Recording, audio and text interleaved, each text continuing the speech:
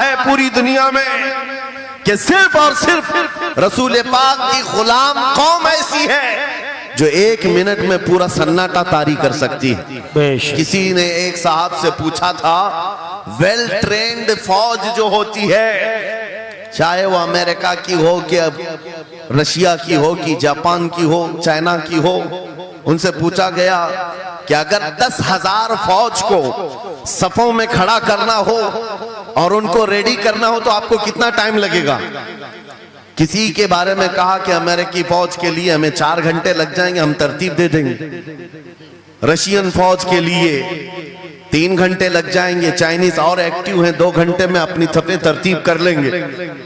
اس مسلمان دانشور نے کہا اللہ کا کروڑوں احسان ہے، 1 لاکھ سے زیادہ کا مجمع ہوتا ہے حرم کعبہ میں بھی اور حرم رسول میں بھی، امام صرف 1 منٹ میں کہتا ہے صفیں درست کر لو، کسی کو ڈنڈا مارنے کی ضرورت نہیں، سب کی صفیں خود درست ہوتی ہیں۔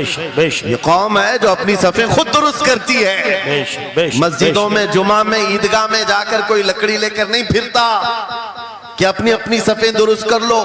ہر ایک کو اتنا شعور ہے کہ اپنی صفیں کیسے درست کی جاتی ہے۔ جب آپ کو اللہ تعالیٰ نے یہ نعمت عطا کی ہے، مسجدوں میں صفیں درست کر سکتے ہیں 1 منٹ کے اندر، عیدگاہ میں 1 منٹ میں ہماری صف درست ہو سکتی ہے۔ اے نوجوانوں، دنیا کو یہ بتاؤ صرف مسجد اور عیدگاہ نہیں، دنیا کے ہر میدان میں ہم اپنی صفیں درست کر سکتے ہیں۔ سبحان اللہ، ہر میدان میں ہماری صف درست ہو سکتی ہے۔ یہ اللہ کی طرف سے دی ہوئی بہت بڑی نعمت ہے۔ بس اب مجمع جو خاموش ہے اور متوجہ ہے، اب میری بات کو آگے میں بڑھاتا ہوں، توجہ سے سنیں۔ قرآنی علوم کے متعلق آپ کے سامنے چند باتیں رکھوں گا، اس لیے کہ مجھے کہا گیا بڑا پڑھا لکھا مجمع ہے اور مسلمان کے لیے پڑھا لکھا ہونا بہت لازم ہے، اس لیے کہ جہالت اسلام کا اپوزٹ ہے۔ جہالت اسلام کا اپوزٹ ہے۔ آپ کو ایک بات میں بتاؤں، جب بھی کہا جاتا ہے دور اسلام، یعنی حضور صلی اللہ علیہ وسلم کی آمد کے بعد کے حالات کو دور اسلام کہتے ہیں، اس سے پہلے والے زمانے کو دور جہالت کہتے ہیں، جبکہ اسلام کا اپوزٹ تو کفر ہونا چاہیے، کفر ہونا چاہیے۔ یہ دور اسلام ہے اور اس سے پہلے دور کفر تھا، نہیں، دور اسلام سے پہلے والے دور کو دور جہالت کہتے ہیں، اس لیے کہ بتانا ہے اسلام اور جہالت دو اپوزٹ چیزیں ہیں، دو اپوزٹ چیزیں ہیں۔ جاہل ہو اور مسلمان ہو اسے زیب نہیں دیتا۔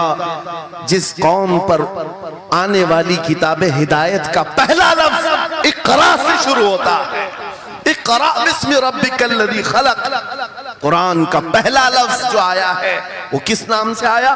پڑھو اپنے رب کے نام سے، پڑھو اپنے رب کے نام سے۔ اور علم نہیں ہے تو کچھ نہیں ہے تمہارے پاس۔ امام غزالی تو فرماتے الناس کلہم موتا الا العلماء، یہ سارے انسان مردہ ہیں، زندہ اگر کوئی ہے تو علم والا ہے، علم والا زندہ ہے۔ اور جہالت کی تاریکیوں میں بھٹکنے والے کی مثال ایسی ہی ہے جیسے اندھیری کوٹھری میں بیٹھا ہوا ہے، کہیں روشنی کا آنے کا انتظام نہیں، اس کے سامنے حلوہ رکھو کہ گوبر رکھو، دونوں برابر ہے۔ جاہل آدمی کے لیے ایسا ہی ہے، کبھی اس کا ہاتھ اس میں پڑے گا، کبھی اس کا ہاتھ اس میں پڑے گا۔ جب نظر نہیں آ رہا ہے تو حلوہ کو گوبر سمجھ کر کھا لے گا اور کبھی گوبر کو حلوہ سمجھ کے کھا لے گا، غلاظت اس کے لیے برابر ہو جائے گی۔ لیکن علم کو کہا گیا العلم نور، علم روشنی ہے، جس کے پاس علم آتا ہے وہ تمیز سیکھ جاتا ہے، اس کے پاس اخلاق آ جاتے ہیں، وہ حلال و حرام کے فرق کو سمجھنے لگتا ہے، برے اور اچھے کے درمیان فرق معلوم ہونے لگتا ہے۔ اسی لیے میرے عزیزو، مجھے بڑا گرو ہے اور فخر ہے، ہماری ہی خانقاہ سے یہ آواز آتی ہے آدھی روٹی کھائیں گے اور بچوں کو پڑھائیں گے۔ بے شک، کیوں؟ بے شک، اس عظیم خانقاہ سے یہ آواز دی گئی، کیوں؟ صرف اس لیے نہیں کہ تم بڑے ہو کر کے ڈاکٹر بنو گے، انجینئر بنو گے. لوگوں کی نظر میں اب بات یہی رہ گئی، پڑھا اس لیے جاتا ہے کہ ڈاکٹر بننا ہے، انجینئر بننا ہے اور کمانا ہے، بہت کمانا ہے. علم جو ہے آج کمرشل بنا لیا گیا. علم اس لیے نہیں، علم اس لیے حاصل کیا جاتا ہے کہ بندہ خدا کو پہچانے، کیا بات، بے شک بندہ اپنی حقیقت کو پہچانے، بے شک. زندگی گزارنے کے اسلوب اسے معلوم ہو جائے. علم اس لیے سکھایا جاتا ہے. بہت سارے لوگ صرف نوکری کے لیے سمجھتے ہیں کہ علم حاصل کرنا چاہیے. نوکری کے لیے نہیں، اپنے اخلاق کو بلند کرنے کے لیے علم آنا بہت ضروری ہے. میرے عزیزوں، قرآن عظیم وہ ہدایت کی کتاب تمہارے پاس آئی، اس قوم کے لیے المیہ نہیں ہے تو اور کیا ہے، جو کتاب علوم کا ذخیرہ ہے. آج دنیا اس کتاب پر ریسرچ کر کر کے نئے علم و فنون حاصل کر رہی ہے. اس کتاب کو تو ہم مردوں پر پڑھنے کے لیے رکھے ہیں. وہ قرآن عظیم جو ہدایت کی کتاب اور سارے علوم کا سر چشمہ ہے، اس کتاب کو کہاں پڑھتے ہیں؟ میتوں پر. کسی کا انتقال ہو گیا تو تیجے میں پڑھیں گے، چہلم میں پڑھیں گے، نویں میں، 20ویں میں پڑھیں گے. وہ ایصال ثواب کے لیے صرف رکھا گیا. اور اس سے تھوڑا آگے بڑھ گئے تو قسم کھانے کے لیے قرآن. آؤ چلو ہم قسم کھاتے قرآن پہ ہاتھ رکھ کر کے، قرآن پہ ہاتھ رکھ کے. میاں کیا قرآن قسم کھانے کی کتاب ہے؟ قرآن کی وہ آیت میں نے سب سے پہلے پڑھی، اللہ فرماتا ذالک الکتاب لا ریب فیہ، یہ وہ کتاب ہے جس میں شک کی گنجائش نہیں، اور یہ ہدایت ہے پرہیزگاروں کے لیے. اور قرآن میں 3 جگہ یہ لفظ آیا ہے، ھدی للناس، ھدی للمؤمنین، ھدی للمتقین. یہ سارے انسانوں کے لیے بھی ہدایت ہے، یہ سارے ایمان والوں کے لیے بھی ہدایت ہے، اور پرہیزگاروں کے لیے بھی ہدایت ہے. سب ہدایت الگ الگ انداز سے حاصل کرتے ہیں. بارش ایک ہی ہے برسنے والی، زمینیں الگ الگ ہیں. بہت نرم زمین ہو تو وہ زمین بارش سے فائدہ زیادہ اٹھاتی ہے، اور تھوڑی سی اوبڑ کھابڑ زمین ہو تو وہاں سے فائدہ کم آتا ہے. بارش ایک ہی ہے. قرآن بارش ہدایت ہے. جس کے دل کی زمین جتنی نرم ہوگی اتنا وہ اس سے ہدایت اٹھائے گا، سبحان اللہ، بے شک، واہ. اتنا اس سے فائدہ اٹھائے گا. اور آج حالات یہ ہیں، اے نوجوانوں اپنے دل پر ہاتھ رکھ کر کے بتاؤ، قرآن کتنے لوگوں نے پڑھا ہے؟ قرآن کتنے لوگوں نے پڑھا؟ میں ہاتھ نہیں اٹھواتا، کسی بھی بات پر ہاتھ مت اٹھایا کرو. نہ ہی چھوٹے ہاتھ اٹھانا ہے، نہ سچے ہاتھ اٹھانا ہے، نہ ہی کسی اور کو شرمندہ کرنا ہے. اپنے دل پہ ہاتھ رکھ کر کے بتاؤ قرآن کتنی مرتبہ پڑھ لیا. کیونکہ قرآن پاک بہت سارے لوگ یہ سمجھتے ہیں مدرسے میں بچپن میں ایک بار پڑھ لیا تو اس کا ہدیہ ہو گیا، ختم ہو گیا ہے، اب اس کے بعد پھر ہماری میت پہ ہی پڑھا جائے گا. اسی لیے تو قرآن کے علوم سے ناواقف ہو گئے. ارے سمجھنا تو دور کی بات، دیکھ کر کے پڑھنا بھی مشکل ہے. آج لوگوں کا دیکھ کر پڑھنا مشکل ہو گیا. قرآن تمہارے پاس بہت ساری کتابیں نہیں ہیں، بہت سارے گرنتھ نہیں، بہت سارے وید نہیں ہیں جن کا شمار ہی نہیں ہے. تمہارے پاس اونلی ون، ایک کتاب قرآن پاک، ایسی محفوظ کتاب جس کے بارے میں اللہ تعالیٰ خود فرماتا ہے سورہ قمر میں وَلَقَدْ يَسَّرْنَا الْقُرْآنَ لِلذِّكْرِ فَهَلْ مِن مُدَّكِرٍ. ہم نے قرآن کو یاد کرنے کے لیے آسان بنایا ہے کوئی یاد کرنے والا؟ 4 بار یہ آیت اللہ تعالیٰ فرماتا ہے کوئی یاد کرنے والا؟ اللہ جب فرما رہا ہے قرآن آسان ہے تو کون کہتا ہے یہ مشکل ہے؟ ہم نے خود اپنے ہاتھوں تباہی کو دعوت دی ہے. درس قرآن کو اگر ہم نے نہ بھلایا ہوتا، یہ زمانے نے زمانہ نہ دکھایا ہوتا. وہ زمانے میں معزز تھے مسلمان ہو کر، آج ہم خار ہوئے ہیں تاریخ قرآن ہو کر. آج ہم چھوڑے بیٹھے ہوئے ہیں. قرآن عظیم کو چھوڑ کر بیٹھنا کتنی بڑی گمراہی ہے. آج حالات ایسے آ گئے کہ قرآن کو بدلنے کی باتیں ہونے لگ گئیں. کیوں؟ تم اٹھاتے ہی نہیں. 26 آیتیں نکال دو، 25 آیتیں نکال دو، اس میں یہ باتیں اس میں وہ باتیں ہیں. مسلمان کو تو پتہ بھی نہیں ہے کون سی آیتوں کے بارے میں یہ واویلا مچایا جا رہا ہے. ارے تم پڑھو، تمہارے لیے قرآن آیا ہے. یہ جتنی بھی کانفرنسیں ہیں میں سمجھتا ہوں اس کے بدلے ہر جگہ صبح و شام قرآن پڑھنے اور پڑھانے کا انتظام ہو جائے. اس طرح کے ہزاروں جلسوں سے وہ افضل ہے. بے شک بے شک. کیونکہ یہ میں نہیں کہہ رہا ہوں، میرے آقا فرماتے ہیں خیرکم من تعلم القرآن وعلمہ، تم میں سے سب سے بہترین آدمی وہ ہے جو قرآن سیکھے اور دوسرے کو سکھائے. بے شک بے شک. سب سبحان سے بہترین آدمی وہ ہے قرآن کو سیکھے اور دوسرے کو سکھائے. آج نوجوانوں کے اندر ایک بڑی تعداد مجھے دیکھنے کو ملتی ہے، ان کو چھوٹی چھوٹی صورتیں بھی نہیں معلوم، قرآن دیکھ کر کے پڑھنا بھی نہیں آتا. بچپن میں ہمارے ماں باپ نے ہم کو سینے سے لگا کر کے قرآن مدرسہ بھیجنے کی عادت ڈالی تھی، اور جب اسکول جاتے تھے تو بستہ پیچھے لگا کے جاتے تھے. پتا ہوگا اسکول جاتے ہیں تو بستہ پیچھے رکھ کے جاتے ہیں، اور قرآن پڑھنے کے لیے جاتے ہیں تو سینے سے لگا کے جاتے ہیں. یہ ہمیشہ سے ایک ریت رواج چلا، بزرگوں کا ڈالا ہوا کہ بیٹا قرآن ہمیشہ آگے ہوگا. لیکن شعور آنے کے بعد تم نے قرآن کو پیچھے ڈال دیا، پیچھے کو آگے کر دیا. کوئی علم ایسا نہیں جو قرآن میں موجود نہیں، کوئی علم ایسا نہیں. وَلَا رَطْبٍ وَلَا يَابِسٍ إِلَّا فِي كِتَابٍ مُبِينٍ. میرا مولا فرماتا ہے کوئی خشکی اور تری کی بات ایسی نہیں جو ہم نے قرآن میں نہ بیان کی. کیا بات. وَنَزَّلْنَا عَلَيْكَ الْقُرْآنَ تِبْيَانًا لِكُلِّ شَيْءٍ. رب فرماتا ہے ہم نے قرآن میں ہر چیز کا واضح بیان اتارا ہے تم پر. اور سیدنا عبداللہ ابن عباس مفسرین کے سردار، رسول پاک صلی اللہ تعالیٰ علیہ وسلم کے چچیرے بھائی حضرت عبداللہ بن عباس کہتے ہیں لو ضاع لی عقال بعیر لوجدته فی کتاب اللہ. کہتے ہیں اگر میرے اونٹ کی نکیل کی رسی بھی گم ہو جائے میں اس کو کتاب اللہ قرآن میں ڈھونڈ کیا لوں گا. بات کیا بات. واہ واہ واہ واہ. میں اس کو قرآن میں ڈھونڈ لوں گا. ان کے پاس علوم قرآن تھے. اور آپ کیا سمجھتے ہیں قرآن میں کیا نہیں ہے؟ سائنس کی وہ ایجادات کو اگر آپ لے کر کے بیٹھے، میں نے اپنا پورا بیان ریکارڈ کیا ہے 2 سال قبل ہی. یہاں وقت کی قلت ہے، میں آپ کے سامنے عرض کرتا ہوں 16ویں صدی کے بعد یا 18ویں صدی کے بعد سائنس کی ترقیات نے اپنا پیر جمانا شروع کیا ہے اس روئے زمین پر. جبکہ میرے مصطفیٰ کریم صلی اللہ تعالیٰ علیہ وسلم کی زبان اقدس سے نکلے ہوئے کلمات جو قرآن میں موجود ہیں اٹھاؤ اور میں بتاتا ہوں ہر چیز کا علم قرآن میں موجود ہے. جب کوئی سونوگرافی کا انتظام نہیں تھا، نہ سی ٹی سکین ہو سکتا تھا، نہ ایکس رے کا کوئی علم کسی کے پاس تھا، اس وقت قرآن کہہ رہا ہے ایمبریالوجی کے بارے میں. کیا بات. ایمبریالوجی کیا ہے؟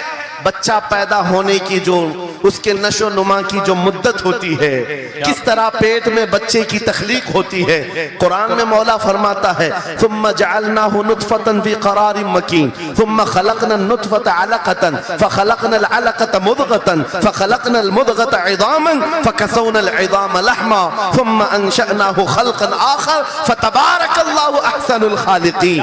مولا فرماتا ہے ہم نے نطفے سے علقہ بنایا. نطفہ کیا ہے؟ سپم کا وہ ایک قطرہ جو مرد کے ذریعے سے عورت کے رحم میں جاتا ہے، اس کے بچے کی تھیلی میں جاتا ہے، ایک نطفہ، ایک بوند، جس کو نطفہ کہا گیا ہے. مولا فرماتا ہے ہم نے نطفے سے علقہ بنایا. علقہ کس کو کہتے ہیں؟ سائنس میں پڑھنے والے اگر اسٹوڈنٹس ہوں تو سمجھ جائیں. اگر کوئی میڈیکل سائنس کا کوئی اسٹوڈنٹ ہے تو اسے معلوم ہونا چاہیے ایمبریالوجی میں چپچپا ہوا چنگم جو ہوتا ہے اس کو علقہ کہتے ہیں عربی میں. اور آج سائنس یہ کہتی ہے کہ پہلے باپ کے نطفے کے ایک قطرے سے ایک چھوٹا سا خون کا ٹکڑا بنتا ہے جو چپچپا ہوتا ہے، پھر اس کے بعد ایک گوشت کا ٹکڑا ہوتا ہے، پھر اس کے بعد اس میں ہڈیاں بنتی ہیں، پھر اس کے بعد اس پر چمڑیاں آتی ہیں، پھر اس کے بعد اس کی آنکھیں ساری چیزیں بن جاتی ہیں. یہ پروسیس ہے 9 مہینے ماں کے پیٹ میں، اور ہر ایک کے ویکس گنے ہوئے ہیں. فرسٹ ویک میں کیا ہوتا ہے، سیکنڈ ویک میں کیا ہوتا ہے، تھرڈ ویک میں کیا ہوتا ہے. ایمبریالوجی کا پورا علم ہے. سائنس آج 21ویں صدی میں اس ایمبریالوجی کو تمہارے سامنے لا رہی ہے. عربوں کے اس دور کی بات کر رہا ہوں جہاں لوگوں کو گھر بنانے کا علم نہیں تھا، اور قرآن ماں کے پیٹ میں پیدا ہونے والے بچے کی تخلیقات بیان کر رہا ہے. نعرہ تکبیر، نعرہ رسالت، فیضان قرآن مقدس، فیضان شیخ المشائخ، نعرہ تکبیر. نعرہ رسالت واہ واہ مشہور سائنسدان ہے فرینک پریس نام سے، جس نے یہ تھیوری دنیا کو بتائی کہ ارضیات زمین کے اندر جو وسعت ہو رہی ہے، اور اس کے بعد اس نے کہا تھا، فرینک پریس نام کا انگریز مورخ اور انگریز سائنسدان نے کہتا ہے زمین جو ہے پانی کے اوپر ہے، اور ایسے ہی پانی کے اوپر کوئی چادر بچھا دی جائے تو کبھی چادر ادھر ہو سکتی کبھی ادھر ہو سکتی ہے۔ اس چادر کو مضبوط رکھنے کے لیے اس پر پہاڑوں کا ہونا بہت ضروری ہے۔ یہ 19ویں صدی میں فرینک پریس کہہ رہا ہے، اور میرا مولا قرآن میں فرماتا ہے، اللہ تعالیٰ فرماتا ہے وَالْجِبَالَ أَوْتَادًا، ہم نے پہاڑوں کو میخ بنا کر کے زمین پر گاڑا، کیا بات، واہ واہ، بے شک بے کہ شک، زمین کو ہلنے نہیں دیتے پہاڑ۔ ارضیات کا علم، آسٹرونومی کے بارے میں، آسٹرولوجی کے بارے میں قرآن میں موجود علوم آپ پڑھو، زولوجی کے بارے میں، جانوروں کے علوم کے بارے میں قرآن میں پڑھو۔ رب تعالیٰ پرندوں کے ان اشکال کے بارے میں بیان فرما رہا ہے، یہ جھنڈ کے جھنڈ جاتے ہیں، جماعت کی جماعت ہوتی ہیں۔ چونٹیوں کے بارے میں پوری سورہ موجود ہے، ان کے کھانا تقسیم کرنے کا طریقہ کیا ہے، ان کے ایک دوسرے کو پکارنے کا طریقہ کیا ہے، ان میں جب ایک چونٹی مر جاتی ہے تو اس کو دفنانے کا طریقہ کیا ہے۔ یہ کون بیان کر رہا ہے؟ یہ قرآن بیان کر رہا ہے، قرآن پاک بیان کر رہا ہے۔ جب ترقیات اس قدر آگے آ گئی کہ مشینوں کے سہارے سے آج ذرے کو دیکھا جاتا ہے، پرکھا جاتا ہے، اور پھر دنیا کو بتایا جاتا ہے یہ ہماری تحقیق ہے، اور قرآن اس زمانے میں بیان کر رہا ہے۔ میرے عزیزو ایک بات بتاتا ہوں، 18ویں پارے میں سورہ نور میں ایک آیت آئی ہے، اس آیت کے بارے میں بتاتا ہوں بعد میں، لیکن 18ویں صدی میں ایک سائنسدان جو امریکہ کی سفر پر تھا، اس نے اٹلانٹک اوشین میں ایک جگہ ایسی دیکھی جہاں پر اتنا اندھیرا ہے کہ ہاتھ نکالو تو بھی نظر نہیں آئے، سورج کی روشنی بھی نہیں پڑتی۔ واپس آ کر کے اس نے کہا میں نے ایک ایسی جگہ دریافت کی ہے جہاں سورج کی روشنی ہی نہیں پڑتی اور اپنی آنکھوں کو کچھ نظر نہیں آتا، اگر ہاتھ نکال کر کے دیکھو سمندر کے بیچوں بیچ اٹلانٹک اوشین، یہ کوئی تالاب کا نام نہیں ہے، یہ لمبا سفر طے کر کے کوئی ایک جگہ کو ڈھونڈ لیا ایک سائنسدان، اور آ کر کے دنیا کو بتا رہا ہے میں نے ایک ایسی جگہ معلوم کی جہاں پر خوب اندھیرا ہوتا ہے، ہاتھ بھی نظر نہیں آتا۔ جب وہ آ کر کے بتاتا ہے، ایک عالم ربانی نے قرآن کی آیت پڑھی، مولا قرآن میں فرماتا ہے اذا اخرج یدہ لم یکد یراہا ومن لم یجعل اللہ لہ نورا فما لہ من نور۔ قرآن میں اللہ فرماتا ظلمات بعضها فوق بعض، ایک جگہ ہم نے ایسی بنائی ہے جہاں اندھیریوں پر اندھیریاں ہیں، جہاں ہاتھ بھی نکالو گے تو ہاتھ نظر نہیں آئے گا۔ قرآن میں 1400 سال پہلے یہ جب بات آئی، اس سائنسدان کو بتایا گیا، یہ تو اللہ نے قرآن میں بیان کیا ہے۔ اب اور تعجب کی بات کیا ہے سنو، وہ آیا سائنٹسٹ، کہا یہ کس کی بیان کی ہوئی کتاب ہے؟ کہا محمد رسول اللہ کی، مکہ میں پیدا ہوئے، مدینے میں زندگی گزاری، عقید دین کی۔ اس نے کہا میں ان کے بارے میں جاننا چاہتا ہوں، ہو سکتا ہے وہ سمندروں کے بہت بڑے ماہر تھے، وہ سمندری علوم کے بارے میں بہت کچھ جانتے تھے، انہوں نے زندگی کا بہت سارا حصہ سمندروں کے سفر میں گزارا ہوگا، اس زمانے میں ان کو اٹلانٹک اوشین میں موجود یہ اندھیرا کیسے پتا چلا؟ تعجب کی بات ہے، حیرت کی بات ہے۔ جب اس سائنسدان سے کہا گیا اے عزیز، حقیقی بات تو یہ ہے کہ پوری 63 سالہ زندگی میں میرے آقا ایک بار بھی سمندر کے پاس نہیں گئے، ایک بار بھی اتفاق نہیں ہوا۔ تب وہ کہتا ہے جو بندہ کبھی سمندر کے سفر پر گیا ہی نہیں اور وہ اٹلانٹک اوشین میں موجود اندھیریوں کی بات کرتا ہے تو پھر یہ اپنے پیٹ سے نہیں، یہ اللہ کی بات کر رہا ہے۔ کیا بات، بے شک بے یہ شک خالق سمندر کی بات کر رہا ہے، بے شک، جس نے وہ اندھیریاں پیدا کی۔ میرے عزیزوں، آپ سے میرا خطاب اس لیے ہے کہ جو ذخیرے اللہ تعالیٰ نے ہماری کتاب مقدس میں رکھے ہیں، اس کو حل کرتے کرتے لوگوں کے بال سفید ہو گئے، اور تم تو اخلاق سیکھنے کے لیے ایسے لوگوں کے پاس جاتے ہو جن کو پیشاب کرنے کا طریقہ نہیں معلوم۔ کیا بات، بے شک، قرآن کے علوم کیا کم ہیں تمہارے پاس؟ اب میں آتا ہوں، یہ تو سائنسی باتیں ہو گئی، میتھمیٹکس تو پورا قرآن میں اتنا ہے، بیان کرتے کرتے میں صبح کر ڈالوں۔ قرآن پاک کے عددی اعجازات، قرآن پاک کے حساب، ریاضی، میتھمیٹکس کے فنڈے، بہت کچھ ہے، فزکس کے بارے میں ہے، جغرافی کے بارے میں ہے، الجبرا کے بارے میں ہے، سائنس کے بارے میں ہے. یہ تمام علوم تو ایک مثال کے طور پر میں آپ کے سامنے رکھ رہا ہوں، لیکن افسوس میں اس قوم سے بات کر رہا ہوں جس قوم نے قرآن کو چھونا بھی بند کر دیا ہے.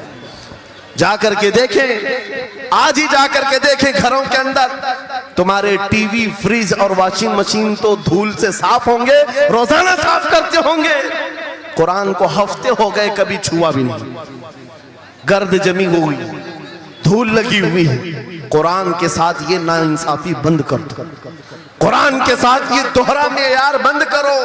آپ کو پتا ہے قیامت کے دن میرے آقا فرماتے ہیں جو دو چیزیں جس کی حمایت میں آ گئی اس کو جنت میں جانے سے کوئی نہیں روکے گا، اور دو چیزیں جس کے خلاف کھڑی ہو گئیں پھر اس کو دوزخ میں جانے سے بھی کوئی نہیں روک سکتا.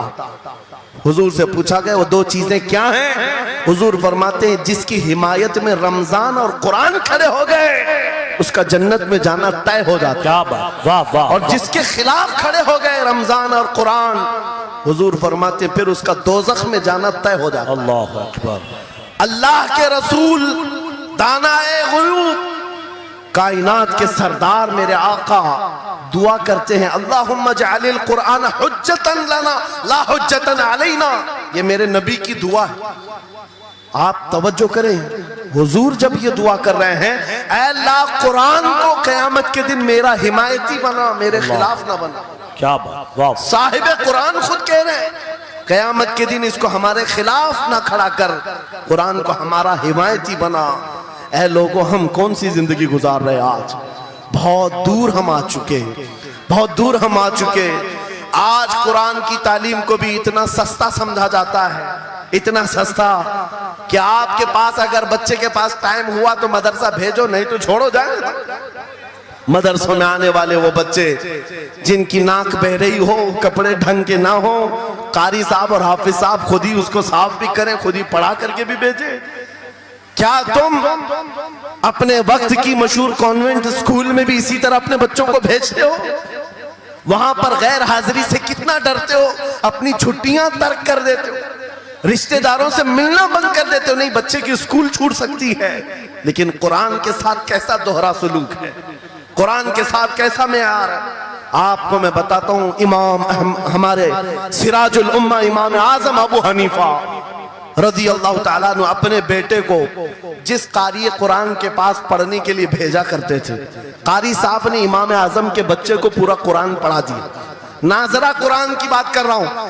جب پورا قرآن بچے نے پڑھ لیا تو امام اعظم ابو حنیفہ کو یہ مبارکبادی دی گئی کہ آپ کا بچہ پورا قرآن پڑھ چکا ہے حافظ صاحب کے پاس. تو امام اعظم بڑے تاجر تھے اپنے زمانے کے، انہوں نے کیا کیا، اس قاری صاحب کو 4 لاکھ درہم نذرانے میں بھیجا. سبحان اللہ. کتنا؟ 4 لاکھ درہم چاندی کے سکے ہوتے تھے. امام اعظم ابو حنیفہ نے جیسے ہی قاری صاحب کے پاس جو قرآن پڑھائے تھے یہ نذرانہ بھیجا، ان کے پاس یہ نذرانہ پہنچا. 4 لاکھ تو چھوڑو، آج کے زمانے میں 4,000 بھی کسی کو دیتا نہیں.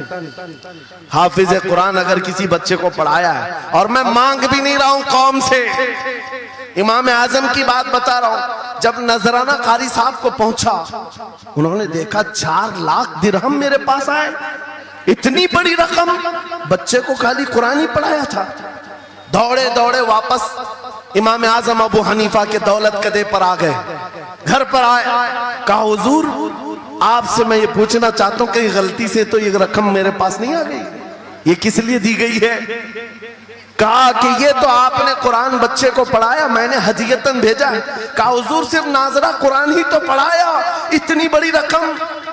امام اعظم ابو حنیفہ نے کہا قاری صاحب آج چلے جاؤ، اور اپنے بیٹے کو بلایا، ادھر آ بیٹا، کل سے اس حافظ کے پاس پڑھنے کے لیے تو ہرگز نہیں جائے گا، کل سے اس کے پاس تو علم حاصل کرنے نہیں جائے گا.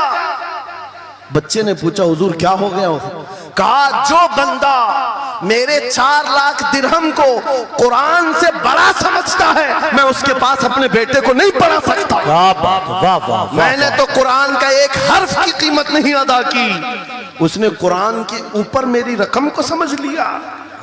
آج ہم نے قرآن کو کہاں سمجھ لیا ہے؟ وہ امام اعظم ابو حنیفہ فرماتے ہیں جو قرآن سے زیادہ مال کو اہمیت دیتا ہے اس کے پاس بچوں کو پڑھاؤ بھی مت، نہ پڑھاؤ۔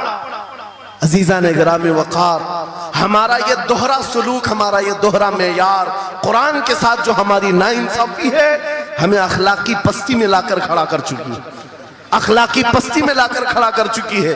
ارے ہم دیکھ رہے ہیں غیرہ غیرہ نتو کھیرہ ہمیں سکھانے آ رہا ہے، بڑھانے آ رہا ہے کہ تمہیں ڈیولپمنٹ کے بہت ساری چیزیں بتائی جاتی ہیں کہ تمہاری پرسنالٹی ڈیولپمنٹ کیا ہوتی ہے۔ علی گڑھ والے تو نوجوان بہت سارے جو اسٹوڈنٹس ہیں جانتے ہوں، بی اے کر لیا، ایم اے کر لیا، بی کام کر لیا یا کچھ بھی کر لیا، ڈگری حاصل کر لیا، بڑی بڑی کمپنیاں آج پوچھتی ہیں کہ اس کے پاس پرسنالٹی ڈیولپمنٹ ہے یا نہیں۔ یہ کیا ہے پرسنالٹی ڈیولپمنٹ؟ کچھ بڑے بڑے شہروں کے نوجوان ہمارے پاس آئے تھے، کہا ہم کورس کر رہے ہیں۔ کہا میں نے پوچھا اس میں ہوتا کیا ہے؟ کہا اس میں سکھایا جاتا ہے بیٹھنا کیسا ہے، لوگوں سے ملنا کیسے ہے، کھانے کے لیے بیٹھے تو چمچ کہاں رکھنا ہے، برتن کہاں رکھنا ہے، لوگوں سے ہینڈ شیک کیسے کرنا ہے، یہ ساری چیزیں سکھائی جاتی ہیں۔ میں نوجوانوں سے پوچھا کہ اچھا کتنے مہینے کا؟ کہا کہیں 6 مہینے کا، کہیں سال بھر کا۔ کہا افسوس ہے اس قوم پر جس کا رسول آیا تھا یہ کہتے ہوئے بعثت لأتمم مکارم الاخلاق، میں سب سے بلند اخلاق سکھانے کے لیے دنیا میں آیا ہوں۔ اس رسول کی امت آج ایسے لوگوں کے پاس اخلاق سیکھنے جا رہی ہے جس کو حلال و حرام کی تمیز نہیں، جس کو کھڑے ہو کر پیشاب کرنے میں فخر لگتا ہو، اس کے پاس تو یہ اخلاق سیکھنے جا رہے ہیں، پرسنالٹی ڈیولپمنٹ سیکھنے جا رہے ہیں۔ اور میں تمہیں بتاتا ہوں قرآنی اخلاق کیا ہیں۔ مولا کریم نے اپنے حبیب کو جو بیان کیا ہے، سورہ لقمان اٹھاؤ، باپ اپنے بیٹے کو نصیحت کیا کیا کرتا ہے، اگر 3 آیتیں بھی پڑھ لو تمہاری زندگی سدھر جائے گی۔ لقمان حکیم اپنے بیٹے سے کہتے ہیں یا بنی اقم الصلاۃ وامر بالمعروف وانہ عن المنکر واصبر علی ما اصابک، اے بیٹا نماز پڑھا کر، برائیوں سے بچا کر، اچھائیوں کی بات کر، جو مصیبت آئے اس پر صبر کر۔ یہ صرف جملے نہیں ہیں، یہ جملے نہیں ہیں۔ لقمان حکیم نے اپنے بیٹے کو جو ڈرایا تھا، قرآن کہتا ہے یا بنی انہا ان تک مثقال حبۃ من خردل فتکن فی صخرۃ او فی السماء او فی الارض یأتی بها اللہ۔ آج ہر باپ کو چاہیے کہ یہ نصیحت اپنے بیٹے کو کرے، کیا بات، ہر باپ اپنے بچے کو یہ بات بتائے، سنو کیا لقمان کہتے ہیں، بیٹا برائی اگر تو نے کر لیا، یہ مت سمجھنا کہ میں رات کے اندھیرے میں چھپ کر لیا۔ آج تمہارے ہاتھ میں موبائل گناہوں کا اڈا بن کر کے آیا ہے، صرف ایک ٹچ سکرین پر ساری دنیا تمہارے سامنے ننگی ناچتی ہوئی نظر آتی ہے۔ کتنے نوجوانوں نے اپنے اخلاق کا قتل کر لیا ہے، ان کی آنکھیں حیا سے ناپاک ہو گئی ہیں۔ کتنے لوگوں نے اپنا نور ایمان بیچ دیا موبائل کی اسکرین پر چلنے والی ان بے حیا تصویروں پر۔ کتنے تو فریفتہ ہو گئے، کتنے جوانی برباد کر چکے۔ تم کیا سمجھتے ہو؟ میرے عزیزو، ایک جوان نے مجھے بتایا تھا، رات کے وقت میں تنہا موبائل لے کر بیٹھا تھا، اچانک پردہ ہلا تو ڈر لگا، جلدی سے اسکرین آف کیا، بیٹھا، مجھے لگا ماں آئی ہوگی، باپ آیا ہو، کوئی آیا ہوگا، لیکن کوئی نہیں، پردہ ہلا، ایک بلی آئی تھی، اس سے بھی ڈر لگ گیا۔ میں نے کہا پردے کے ہلنے سے اتنا ڈر ہے کہ کوئی آ جائے، تیرا ایمان کہاں گیا؟ وہ مولا کہتا ہے یعلم خائنۃ الاعین وما تخفی الصدور، وہ رب تمہارے دلوں میں گزرنے والے حالات کو بھی دیکھ رہا ہے، بے شک تمہاری آنکھوں کی خیانت کو بھی وہ دیکھ رہا ہے۔ جب تمہارا یقین ہی ختم ہو گیا تو کیا کرو گے؟ اسی لیے عربی کا مشہور مقولہ ہے اذا لم تستحی فافعل ما شئت واصنع ما شئت، جب تمہارے اندر سے حیا نکل جائے تو جو چاہے کرو، جو چاہے کر لو۔ آج لقمان حکیم کی وہ بات میں پیش کر رہا تھا، آیت مکمل کرتا ہوں۔ باپ اپنے بیٹے سے کہتا ہے اگر برائی کر لیا تو نے، اگر بے حیائی ہو گئی، یہ مت سمجھ کے بہت چھپ کر کے کیا۔ آج سے 4000 سال پہلے لقمان حکیم کہہ رہے ہیں اپنے بیٹے سے، اگر برائی تو آسمانوں میں جا کر کرے گا، یا پہاڑ کے اندر گھس کر کرے، یا زمین کے اندر جا کر کرے، کہیں پر بھی کر لے، جبکہ یہ تینوں چیزیں ان کے زمانے میں نہیں تھی۔ نہ پہاڑوں کے اندر جا کر کے کرنے کا تصور، نہ زمینوں کے اندر جانے کا، نہ آسمانوں میں اڑنے کا تصور، یہ سب آج کے دور میں ممکن ہے۔ اور لقمان حکیم کہتے ہیں اگر تو ان سب جگہوں پر جا کر کہیں پر بھی کرے گا، یأتی بہ اللہ، اللہ وہ تیرے سامنے لے کے آئے گا۔ بے شک بے شک۔ وَمَنْ يَعْمَلْ مِثْقَالَ ذَرَّةٍ خَيْرًا يَرَهُ وَمَنْ يَعْمَلْ مِثْقَالَ ذَرَّةٍ شَرًّا يَرَهُ۔ تم اگر رائی کے دانے کے برابر بھی نیکی کرو اللہ وہ تمہیں دکھائے گا، رائی کے دانے کے برابر بھی برائی کرو اللہ تمہیں دکھائے گا۔ اخلاق سیکھنے کے لیے دوسری جگہ جاتے ہو، اگر یہ فارمولہ کسی کو یاد ہو جائے، میں کہتا ہوں سارے سی سی ٹی وی کیمرے بند ہو جائیں، اس بندے کو کوئی بہکا نہیں سکتا جس کے دل میں صرف اتنا خیال ہے کہ میرا مولا مجھے دیکھ رہا ہے، بے شک بے شک۔ میرا رب مجھے دیکھ رہا ہے۔ اس کی نگرانی کے لیے کسی کیمرے کی ضرورت نہیں، کسی سی سی ٹی وی کی ضرورت نہیں۔ عزیزان گرامی وقار، بچوں کے دلوں میں اخلاق بعد میں آئیں گے، اللہ کا خوف ان کے دل میں ڈالو، اللہ دیکھ رہا ہے، ایک دن تمہیں حاضر ہونا ہے، سب لایا جائے گا، سب لایا جائے گا، جو کچھ کیا تھا، جو کچھ کہا تھا، سب لایا جائے گا۔ لقمان حکیم نے اپنے بیٹے کو اخلاق سکھایا، کیا سکھایا؟ وَاقْصِدْ فِي مَشِيكَ وَاغْضُضْ مِنْ صَوْتِكَ إِنَّ أَنْكَرَ الْأَصْوَاتِ لَصَوْتُ الْحَمِيرِ۔ چلنا ہو تو میانہ انداز میں چلو، ایسے نہیں کہ اکڑ کر چلنا ہے یا جھک کر چلنا ہے، اعتدال کے ساتھ چلو اور آواز کو نرم رکھا کرو۔ بے شک۔ قرآن کہتا ہے سب سے بری آواز گدھے کی آواز ہے۔ لوگ آج چلاتے ہیں ایک دوسرے کو، ٹھٹے مارتے رہتے ہیں، یہ محفلوں کے آداب بھی نہیں، نہ ہی تمہارے اخلاق ہیں۔ اسی لیے شیخ سعدی نے فرمایا ہے تا مرد سخن نہ گفتہ باشد عیب و ہنرش نہ ہفتہ باشد۔ جب تک آدمی بات نہیں کرتا اس کی اچھائیاں بھی معلوم نہیں ہوتی، اس کی برائیاں بھی نہیں معلوم ہوتی۔ بے شک۔ جب بات کرتا ہے تو پتہ چل جاتا ہے اس کے اخلاق کیسے ہیں، بات کرتا ہے تو سمجھ میں آ جاتا ہے کون سی کیٹیگری کا ہے۔ اس لیے اپنی زبان کو ایسی رکھو کہ دنیا تمہیں اعلیٰ نسل کا سمجھ سکے۔ بات کرو تو تمیز کے ساتھ، چیخ پکار کرنا، ایک دوسرے کو اس طرح سے بات کرنا نوجوانوں میں آج عام ہو گیا۔ قرآن کہتا ہے اپنی آوازوں کو پست کرو۔ ایک اور بات رب فرماتا ہے وَلَا تُسَعِّرْ خَدَّكَ لِلنَّاسِ، لوگوں کو سے منہ موڑ کر کے بات مت کرنا۔ سامنے تمہارے کوئی کھڑا ہے اور تم ادھر گھوم کر کے بات کر رہے ہو، یہ آج فیشن ہو گیا ہے، پیچھے پلٹ کر کے بات کرنا، ادھر دیکھ کر کے اس کو بات کرنا۔ لوگ یہ سمجھتے ہیں فیشن ہے، میرا مولا فرما رہا ہے یہ اخلاق سے گری ہوئی حالت ہے۔ جب بات کرو تو آمنے سامنے، لوگوں سے منہ ٹیڑھا کر کے بات نہ کرنا، یہ اخلاق کون سکھا رہا ہے؟ یہ قرآن عظیم ہے۔ تم پرسنالٹی ڈیولپمنٹ سیکھنے کی بات کر رہے ہو، تعلیمات اسلام کو چھوڑ کر کیا پرسنالٹی ڈیولپمنٹ حاصل کر پاؤ؟ تمہارے پاس سب کچھ ہے لیکن سیکھنا نہیں چاہتے۔ آج تک نوجوانوں میں سے مجھے کوئی ملا نہیں اس طرح سے کہ لوگ آتے ہیں مفتی صاحب بیوی کو 2 طلاق دے دیا، 3 طلاق دے دیا، اب کیا کرنا ہے، عدت کیسے گزارنا ہے؟ یا زیادہ سے زیادہ دارالفتہ میں آتے ہیں مفتیان اکرام ہوں گے، جھگڑے کے مسائل لے کر کے آتے ہیں، باپ مر گئے، اس کو کتنا ملنا ہے، اس کو کتنا ملنا ہے۔ ارے زندگی گزر گئی، کبھی آ کر کے یہ کیوں نہیں پوچھا میرے گھر میں منگنی ہو رہی ہے، شادی ہو رہی ہے، یہ بتائیں میرے مصطفیٰ نے کیسے شادی کی؟ کیا بات ہے، کیا بات، بے شک۔ یہ کیوں نہیں پوچھا؟ میں بیمار ہو گیا ہوں، مجھے بتائیں رسول اللہ نے بیماری کے عالم میں کیا کہنے کا حکم دیا؟ کیا بات، اگر طلب ہو میرے نبی کے پیچھے چلنے کی تو بندہ ڈھونڈ ڈھونڈ کر چلے گا، بے شک، ڈھونڈ ڈھونڈ کر چلے گا۔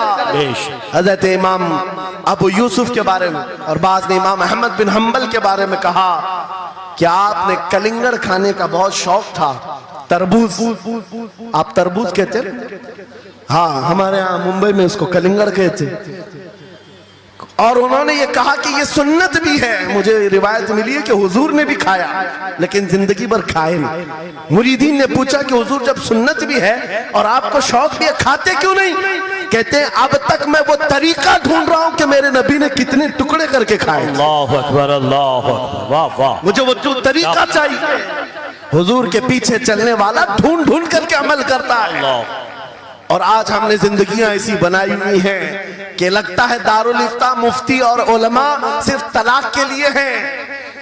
یہ عدت کے مسئلے پوچھنے کے لیے، وراثت کے مسئلے پوچھنے کے لیے، ارے ہمیں بھی کام دو، ہم ڈھونڈ ڈھونڈ کر تمہیں بتائیں میرے نبی چلتے کیسے تھے، میرے نبی بات کیسے کرتے تھے، لوگوں سے مصافحہ کیسے کرتے تھے، لوگوں کے سامنے آتے تو کپڑے کیسے پہنتے تھے، میرے نبی کی نمازیں کیسی تھی، حضور جب دسترخوان پر بیٹھتے کہاں سے شروع کرتے کہاں سے ختم کرتے، اس کام پر بھی تو علماء کو لگایا کرتے تاکہ تمہیں پتہ چلتا مجھے کہیں اور سے اخلاق سیکھنے کی ضرورت نہیں، دنیا کے سارے اخلاق میرے نبی کے قدموں میں موجود ہیں۔ نعرہ تکبیر، نعرہ رسالت، فیضان خانقاہ برکات، فیضان خانقاہ برکات، شیر رضا، شیر رضا، فیضان شیخ المشائخ، نعرہ تکبیر، نعرہ رسالت۔ واہ واہ، درس قرآن کو اگر ہم نے نہ بھلایا ہوتا، یہ زمانے نے زمانہ نہ دکھایا ہوتا۔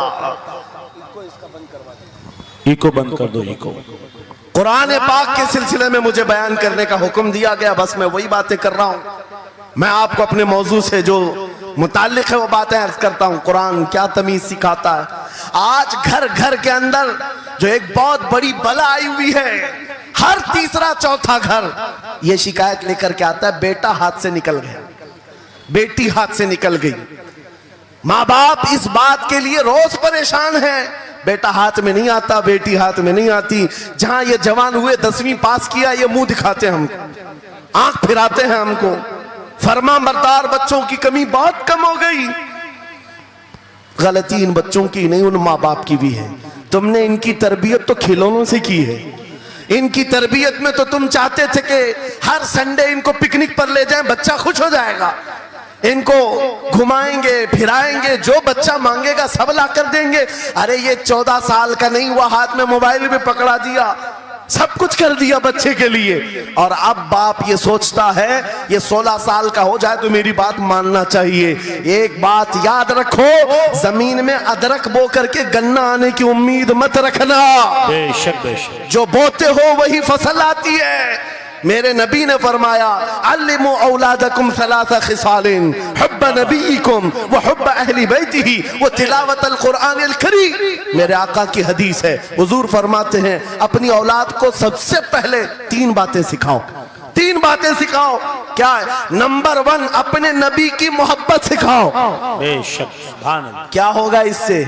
تم جس بات کے لیے آج پریشان ہو نا، 16 سال کے بعد میرا بچہ میرا فرمان بردار بنے، یاد رکھو تم اگر اس بچے کو نبی کی محبت ڈالو، 16 سال نہیں تمہارا بیٹا 60 سال کا ہوگا تب بھی سر جھکا کر تمہارے ساتھ کھڑا رہے۔ کیا بات، بے شک بے شک۔ تم اس کے دل میں اللہ رسول کی محبت ڈالو، اللہ تمہاری محبت اس کے دل میں ڈالے۔ بے شک بے شک۔ یہ ریٹن دیا جاتا ہے۔ نمبر 1 اپنے نبی کی محبت، نمبر 2 رسول پاک کے اہل بیت کی محبت۔ میرے آقا فرماتے ہیں بچوں کو سکھاؤ۔ تیسری چیز قرآن کی تلاوت۔ یہ 3 چیزیں سکھاؤ سب سے پہلے بچوں کو، لیکن ان 3 چیزوں سے تو ہم بچوں کو چھوڑ ہی چکے۔ سب سے پہلی چیز جو سکھانی تھی وہ اپنے نبی کی محبت۔ عزیزان گرامی وقار، آج گھر گھر کے اندر یہ جو مصیبتیں آئی ہیں، ماں باپ کی نہیں سنتا۔ ماں باپ اگر جوان لوگ ابھی شادی کر رہے تو ابھی سے طے کر لو بچہ ہوگا، یہ خواب نہیں دیکھیں گے پہلے اس کو کیا بنانا ہے۔ تم اگر اللہ اس کے رسول کی محبت ڈالنے کی خواب لے کر اس بچے کی تربیت کرو، انشاءاللہ وہ ڈاکٹر بھی بنے گا، انجینئر بھی بنے گا، پروفیسر بھی بنے گا، لیکن ساتھ میں عاشق رسول بھی بنے گا۔ سبحان اللہ، سبحان۔ اور جہاں یہ دولت لے کر کے کھڑا ہوگا، عشق رسول کی دولت لے کر کھڑا ہوگا، اور پروفیسر بھی ہو جائے، ڈاکٹر بھی ہو جائے، کچھ بھی ہو جائے۔ دیکھو مشائخ مارہا جن کے والدین نے ان کی تربیت کی، ان کو دنیاوی علوم کا ماہر تو بنایا ہے، لیکن آج تک آپ نے دیکھا کالج میں پڑھانے والا پروفیسر لاکھوں مریدین کی دستگیری بھی کر رہا ہو اور ان کی شریعت و طریقت کو بیان بھی کر رہا ہو۔ بے شک۔ نعرہ تکبیر، نعرہ رسالت، فیضان حسن العلماء، فیضان حسن العلماء، تعلیم کانفرنس کے لیے، واہ واہ واہ، تعلیمات اسلام کے لیے یہ گھرانہ آئیڈیل ہے۔ میں مبالغہ آرائی نہیں کر رہا ہوں، مبالغہ آرائی نہیں کر رہا ہوں۔ جہاں پر ایک بیٹے کو باپ نے وقت کا ایک بڑا پروفیسر بنایا تمہارے اسی شہر کا، کیا بات، دوسرا بیٹا اگر انکم ٹیکس کا چیف بن چکا ہو، کیا بات، تیسرا اگر پولیس کی ڈپارٹمنٹ میں ڈی آئی جی یا بڑے عہدے پر پہنچا ہو، لیکن ہم نے ہر ایک کو دیکھا، چاہے یہ دنیا کے کسی مقام پر جائیں، جب یہ اپنے اسلاف کی بارگاہ میں آتے ہیں تو سر جھکائے ہوئے شریعت کے طریقت کے سنگم نظر آتے ہیں۔ کیا بات، بے شک بے شک بے شک، اس لیے کہ ان کی تربیت صرف اور صرف ٹیوشن کے بہانے نہیں چھوڑ دی گئی تھی، کیا کہنے، لوگوں کی گود میں ڈال کر، جیسے آج لوگوں کو لگتا ہے بچے کو پڑھانے کے لیے مہنگی اسکول دے دو، اچھی سے اچھی اسکول، اور بچہ آئے تو شام میں ٹیوشن کے لیے کسی ٹیچر یا پروفیسر کو دے دو، بچہ تمہاری گود میں آیا ہی نہیں۔ سنڈے سنڈے تو باپ سے بچے کی ملاقات ہوتی ہے، اور وہ بھی پکنک کے نام پہ ہوتی ہے۔ کیا کہنے، یہ حالات جب بچوں کے ساتھ تربیت کے ہوں گے تو یہ بچے جن سے تربیت حاصل کی ہے ان کے نقش قدم پر چلیں گے، لیکن تم اگر شریعت کا ٹرانسفر چاہتے ہو، اسکول بھی پڑھاؤ، ٹیوشن بھی پڑھاؤ، لیکن عشق رسول کی دولت اپنے سینے سے ان کے سینے میں ڈالو۔ بالکل بے شک بے شک، عزیزان گرامی، میرا مولا فرماتا ہے وَقَضَى رَبُّكَ أَلَّا تَعْبُدُوا إِلَّا إِيَّاهُ وَبِالْوَالِدَيْنِ إِحْسَانًا، ماں باپ کے ساتھ بھلائی کا حکم میرا مولا فرماتا ہے۔ رب نے تمہارے فیصلہ کیا ہے اللہ کے سوا کسی کی عبادت نہ کرو، والدین کے ساتھ اچھا سلوک کرو، اور کیسا سلوک؟ وَلَا تَقُلْ لَهُمَا أُفٍّ وَلَا تَنْهَرْهُمَا، ان کو اف تک نہ کہو، ان کو جھڑک کر بات نہ کرو۔ نوجوانوں یاد رکھو، جس دن تم نے اپنی ماں یا اپنی باپ کو الٹا جواب دینا شروع کیا، اس دن سے تم پر رزق کے دروازے بند ہو جاتے ہیں، برکت کے دروازے بند ہو جاتے ہیں۔ اور یہ تو بڑی بات ہے، حضرت مولانا روم فرماتے ہیں ماں یا باپ بچے کو بات کرنے میں جس دن ڈرنے لگ جائے، پتہ نہیں میرا بیٹا کیا سمجھے گا بولوں، جس دن وہ تم سے بات کرنے میں ڈرنے لگ جائے، سمجھ لو دنیا کا سب سے برا دن تمہارا شروع ہو چکا ہے، اللہ اکبر، شروع ہو چکا ہے۔ ہونا تو یہ چاہیے کہ تمہاری جوانی نہیں، تمہاری عمر بیتنے کو آ گئی، اگر ماں باپ کو اللہ نے سلامت رکھا، چاہے وہ بوڑھے بستر مرض پر ہوں، اس وقت بھی ادب کے بازو پھیلائے ہوئے ہوں، ادب کے بازو۔ آپ کو پتا ہے صحابہ کرام بیٹھے، میرے آقا صلی اللہ علیہ وسلم، ایک خاتون آئی، رسول کھڑے ہو گئے، اپنی چادر بچھایا، اس خاتون کو بٹھایا۔ صحابہ کہتے ہیں ہم نے ایک خاتون کو، آئی ہوئی خاتون کو اتنا ادب کرتے ہوئے رسول اللہ کو پہلی بار دیکھ رہے تھے۔ وہ خاتون آئی، بیٹھی، مسکرائی، باتیں کی اور چلی گئی۔ صحابہ نے پوچھا یا رسول اللہ اس خاتون کا ادب کیا ہے؟ میرے آقا فرماتے ہیں یہ میری دائی، میری دودھ پلانے والی ماں حلیمہ سعدیہ، کیا بات، واہ واہ، پیدا ہوئے نہیں، دودھ پلائی ہوئی ماں کا یہ ادب میرے نبی نے سکھایا۔ یہ اخلاق قرآن کے ہیں میرے عزیزوں، قرآن کے ہیں۔ یاد رکھو نوجوانوں، ان بوڑھے ماں باپ کو آج جتنے لوگوں نے ترسایا ہے اور انہیں گھٹ گھٹ کر جینے پر مجبور کیا ہے، وہ آج کی رات توبہ کر کے جائیں، توبہ کر کے جائیں، مصافحہ کریں، ان کے ہاتھ چومیں۔ یہ تم سے کیا تمنا رکھتے ہیں؟ بس اتنی کہ تم اپنے پیروں پہ کھڑے ہو جاؤ، ڈھنگ کا کمانا سیکھ جاؤ۔ نوجوان کو ان کا ڈانٹنا برا لگنے لگتا ہے، ماں بار بار چلاتی ہے، باپ بار بار ڈانٹتا ہے، گھر چھوڑ کر بھاگ گیا، پھر اس کے بعد یاد رکھو اللہ تعالیٰ ایسے جوتوں پر تمہیں ڈال دیتا ہے جو تمہاری حیثیت کے بھی نہیں ہوتے، کم تر لوگ تمہیں ہانکتے رہتے ہیں۔ اس سے بہتر ہے ہمیں پیدا کی ہوئی ماں، ہمیں دودھ پلائی ہوئی ماں اگر ڈانٹتی ہے، کوستی ہے، مارتی ہے، یہ نعمت ہے۔ بے شک، ایک نوجوان کے بارے میں اکثر کہا کرتا، ہمارے ساؤتھ کا تھا، بڑا بگڑا ہوا، ماں میرے پاس آئی تھی، کہہ رہی تھی اس کو سمجھا لے میں بیوہ ہوں، میں بیوہ ہوں، اس کا باپ بچپن میں مر گیا، یہ بچہ 2 سال کا تھا، میرا شوہر مر گیا، میں گھروں کی پتیلیاں مانج مانج کر کے اس بچے کو بڑا کی ہوں، لیکن آج یہ اوباش بن گیا ہے۔ بدماشوں کی دوستی۔ میں نے اس نوجوان کو بلایا تھا، اپنے قریب کیا، سمجھایا، اللہ نے اس کو سمجھ دے دی۔ وہ لڑکا تھوڑا بہت سیدھے راستے پر آیا اور بنگلور گیا تھا کمانے کے لیے۔ میں نے کہا نوکری کر، تیری ماں کچھ نہیں چاہتی، وہ زندگی تو گزار چکی، اپنے ہاتھوں سے کمائی ہے، بس یہ چاہتی ہے کہ تیری کمائی کا ایک لقمہ کھا لے۔ اے نوجوان، کیا اپنی ماں کو اتنا بھی سکھ نہیں دینا چاہتا؟ گیا تھا کمانے کے لیے۔ میرے عزیزوں آج بھی وہ موجود ہے، آج بھی ہے۔ وہ کمایا، مہینہ بھر گزرا تھا یا 2 مہینے، اپنی تنخواہ لے کر کے وطن واپس آیا، अपने घर के पास जिस दिन वो पहुंचा था, घर के बाहर बहुत भीड़ जमी थी। लोगों से पूछा उसने तो पता चला उसकी माँ आज ही सुबह इंतकाल की। अल्लाह अकबर। वो पैसों की गड्डी ला करके जो कमाया था 1 महीने 2 महीने की तनख्वाह माँ के कदमों में रख दिया। बहुत रोया। ये बात मैं तकरीरों में इसलिए कहता हूँ, उसने कई बार कहा मुफ्ती साहब नौजवानों को सिर्फ इतनी बात कहें, मैं इस अजाब में रोज मरता हूँ। मेरी माँ जिंदगी भर लोगों के जूठे मांझ करके मुझे खिलाती रही और मैं एक लुकमा मेरी माँ को खिला ना सका। जिस दिन मैं लाया था पैसे ये तो दुनिया से चल पड़ी। मुझे आज रोज इस बात का गम सताता है। आप नौजवानों से खिताब करते हैं, कम से कम इनसे कह दें कि तुम्हारे माँ बाप जिंदा हैं, होश में आ जाओ, अपने हाथों से उनको खिला तो सको, उनके हाथ पकड़कर चला तो सको। इसलिए कि दुनिया की अजीम नेमत है, जिसका बाप जिंदा है, जिसकी माँ जिंदा है, उसके हक में वो दुआ कर ले। मेरे आका फरमाते हैं नबियों की दुआ उम्मत के बराबर जो होती है वो बाप की दुआ बेटे के बराबर होती है। आज मैं गुफ्तगू समेटता हूँ, खत्म कर देता हूँ, इसलिए कि अखलाक इस्लाम बहुत वसी मौजू है, बहुत वसी मौजू है। लेकिन आपके लिए सिर्फ इतनी बात काफी है कि कुरान को छोड़ करके अगर दूसरी जगह सीखने जाओगे तो मारे मारे फिरोगे। आज वापस आ जाओ उसी कुरान पर जिसको मेरे आका ने हमारे उरूज का जरिया बनाया है, हमारी तरक्की का रास्ता बनाया है। जानते हो जब दुनिया के पास पार्लियामेंट नहीं थी, चलाने के लिए उसूल नहीं थे, पूरी दुनिया को कुरान ने उसूल बताए हैं, कानून बताए हैं। इस एक कुरान से फिक़्ह हनफी मिला, फिक़्ह शाफ़ई मिला, फिक़्ह हम्बली मिला, फिक़्ह मालिकी मिला। ये तो 4 मैंने नमूने बताए, 1 2 नहीं 18 फिक़्ह की तदवीना पूरी दुनिया में मौजूद है।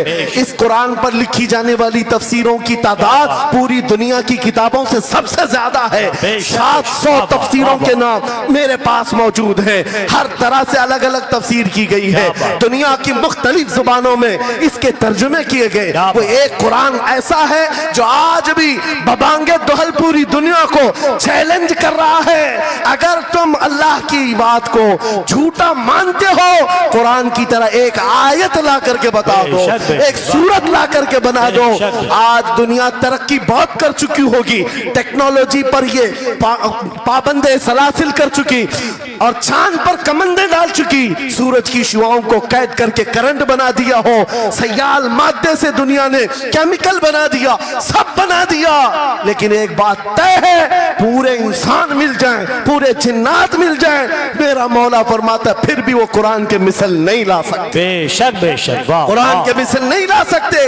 ये मौजज़ा तुम्हारे पास है। बाप के साथ हुस्न सुलूक भी है, बच्चों की तरबियत भी है, पड़ोसियों से मामलात भी है, उस्ताद और शागिर्द के हुकूक भी बयान किए गए हैं। ये सारे फील्ड अपनी जगह पर, लेकिन कुरान का जो गाज़ा है, कुरान की जो रूह है, कुरान का जो खालिस शहद है, वो क्या है? कुरान पढ़ने वाले को सबसे बड़ी दौलत अगर कोई मिलती है तो अपने नबी से बेइंतहा इश्क करने की दौलत मिलती है। आगाज से आखिर तक कुरान है नाते मुस्तफा, महबूब के बयान का कैसा अनोखा ढंग है। जुनैद बगदादी के जमाने में एक आर्टिस्ट आया था, एक मुसव्विर, लोगों की मुंह बोली तस्वीर खींचता था। अगर कोई आता अपनी महबूबा के बारे में कहता, उसकी आंखें ऐसी, उसकी नाक ऐसी, उसकी भवें ऐसी, उसकी पेशानियां ऐसी, वो उसी तरह से तस्वीर निकालता था। आर्टिस्ट था और लोगों की कतारें लगी थी अपने अपने महबूब महबूबाओं की तस्वीरें निकालने के लिए। इसलिए कि आपकी तरह मोबाइल उस जमाने में नहीं थे जो हर घड़ी खींच लिया करें। वो जुनैद बगदादी का दौर, आर्टिस्ट तस्वीर निकालता था। जब ये बात पता चली, हजरत जुनैद बगदादी भी उस मुसव्विर के घर चले गए, लाइन में खड़े हो गए। जब आपका नंबर आया तो उस मुसव्विर ने पूछा, मौलाना आपका क्या काम है? वक्त के सैयदुत ताइफा का मैंने सुना है तू लोगों के महबूबाओं की तस्वीरें खूबहू खींच कर देता है, मैं चाहता हूं मेरे भी महबूब की तस्वीर खींचो। वाह वाह। तो उसने कहा बताओ, कलम लिया बैठा, बताइए आपके महबूब का हुलिया क्या है? जुनैद बगदादी कहने लगे, मेरा महबूब कायनात का सबसे हसीन चेहरा रखने वाला, जिसकी भवें ऐसी थी, जिसके गाल ऐसे थे, जिसकी पेशानी ऐसी थी, जिसके हाथ ऐसे, जिसके पैर ऐसे। उस मुसव्विर ने पूछा बताओ नाम क्या है? जुनैद बगदादी ने कहा मोहम्मदुर रसूलुल्लाह। उस मुसव्विर ने कहा रुको जरा, ये तस्वीर तो ऑलरेडी آلریڈی میرے پاس بنی بنائی رکھی ہے۔ جنید بغدادی نے کہا یہ کیسے لوگوں کی آرڈر پر تو تصویر بناتا ہے، میرے محبوب کی تصویر پہلے سے کیسے رکھی ہے؟ اس مصور نے کہا بات دراصل یہ ہے آپ جس سے محبت کرتے میں بھی اس سے محبت کرتا ہوں، ہم دونوں کا محبوب ایک ہے اس لیے تصویر پہلے سے بنی رکھی ہے۔ جنید بغدادی نے کہا اچھا لاؤ تو ذرا ہمارے محبوب کی تصویر دیکھ تو لے۔ وہ مصور اندر گیا اور قرآن پاک لا کر کے جنید بغدادی کے سامنے رکھا اور کہا اے جنید کیا یہ میرے نبی کی تصویر نہیں ہے؟ آنکھیں دیکھنا ہو تو پڑھو ما زاغ البصر وما طغى، چہرہ دیکھنا ہو تو پڑھو والضحى واللیل اذا سجى، ہاتھ دیکھنا ہو تو پڑھو وما رمیت اذ رمیت ولکن اللہ رمى، اگر قدم دیکھنا ہو تو پڑھو لا اقسم بهذا البلد وانت حل بهذا البلد، اگر سینہ دیکھنا ہو تو پڑھو الم نشرح لك صدرك ووضعنا عنك وزرك، اگر اس نبی کی گفتار دیکھنا ہو پڑھو وما ينطق عن الهوى ان هو الا وحی یوحى، اس محبوب کی عطائیں دیکھنا ہو تو پڑھو انا اعطینا کل کا نعرہ تکبیر، نعرہ رسالت، فیضان قرآن مقدس، فیضان قرآن مقدس، فیضان خانقاہ مارہرہ، آغاز سے اخیر تک قرآن نعت مصطفیٰ محبوب کے بیان کا کیسا انوکھا ڈھنگ ہے۔ یہ تعلیمات اسلام کانفرنس سے قرآن کی تعلیمات سے یہ بات مجھے کہنا ضروری تھا۔ قرآن صرف اخلاق کی تعلیم نہیں، صرف معاشیات کی تعلیم نہیں، بلکہ قرآن عشق رسول کی تعلیم دیتا ہے اور حب رسول سکھاتا ہے۔ اس لیے ہم اسی حب رسول کے ساتھ اس جلسے کا اختتام کرتے ہیں۔ اس قرآن کی تعلیم ایرے غیرے سے بھی نہیں حاصل کرنا، بجھے ہوئے دل سے بھی نہیں لینا، اندھے لوگوں سے بھی مت پڑھنا جو قرآن تو پڑھا دیں گے قل هو اللہ احد، لیکن بعد میں یہ نہیں بتائیں گے کس پر اترا تھا۔ قرآن اگر پڑھنا ہے تو کنز الایمان سے پڑھا کرو، جہاں بریلی کا امام یہ بھی بتائے گا قرآن پڑھنے والا اپنے نبی کو یہ نہیں کہے گا میرا نبی میرے جیسا تھا یا اس کا علم ایسا تھا ویسا تھا، بلکہ بریلی کا امام بتائے گا قرآن پڑھنے والا اپنے نبی کو یوں کہے گا سرور کہوں کہ مالک و مولا کہوں تجھے، باغ خلیل کا گل زیبا کہوں تجھے، تیرے تو وصف عیب تناہی سے ہیں بری، حیران ہوں میرے شاہ میں کیا کیا کہوں تجھے، لیکن رضا نے ختم سخن اس پہ کر دیا خالق کا بندہ خلق کا آقا کہوں تجھے۔